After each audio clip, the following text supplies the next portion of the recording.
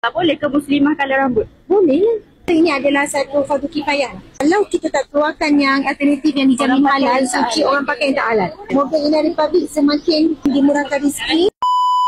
Korang tengok tu. Ustazah Asma Harun sendiri memberi sokongan yang penuh kepada Inai Public atas alternatif yang kita keluarkan khas untuk perempuan-perempuan dan wanita-wanita di luar sana yang mana yang nak cari Inai pewarna rambut yang halal, telus air.